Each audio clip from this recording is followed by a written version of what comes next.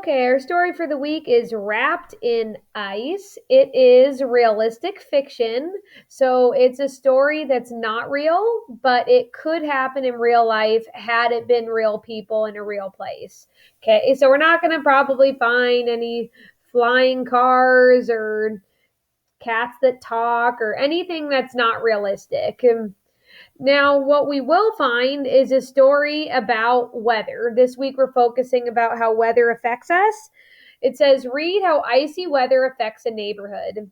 Now, we're not used to icy weather because it doesn't really snow here in Moreno Valley. I know we've gotten a little bit of snow before, but nothing like this. So this will be a little bit different.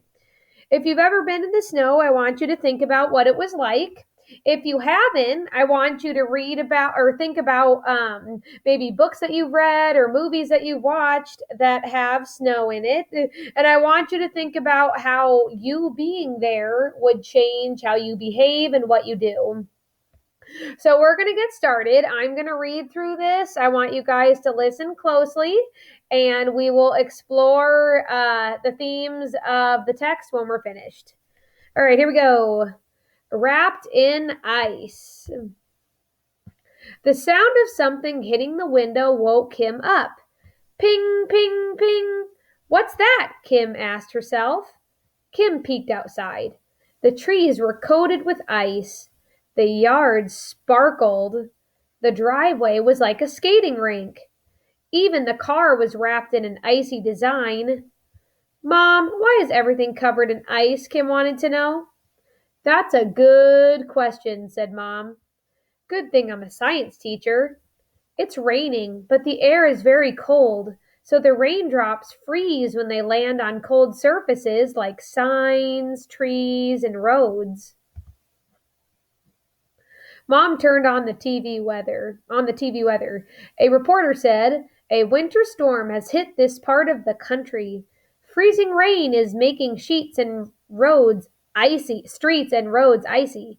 We advise you to stay inside. Children can stay home. Schools will be closed." "We have a snow day," cried Kim. "You mean an ice day," laughed Mom. Suddenly, all the lights went out. "I guess some icy tree branches broke," said Mom. "They must have knocked down power lines.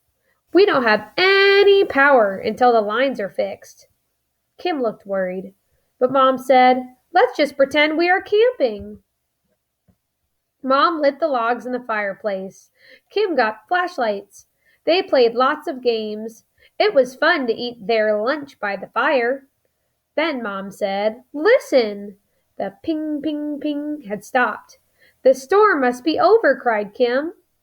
Up and down the street, people came outside. There was so much to do. Everyone worked together. They put sand on the walks. They broke up the ice. Noses got red. Brr! The air was very cold. "I made a fire in the fireplace," Mom called out. "Come in and warm up." Neighbors came with flashlights and snacks. Miss Knox brought cider. Mr. Wright told about the year it snowed in the month of May. Kim told knock-knock jokes.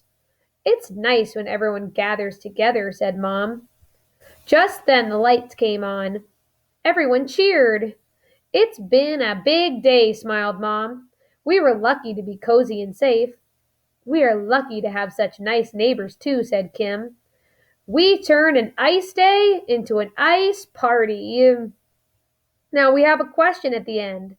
It says, "How does icy weather change Kim and her neighborhood?" All right, I want you to think about that. We're going to talk about that on our next slide.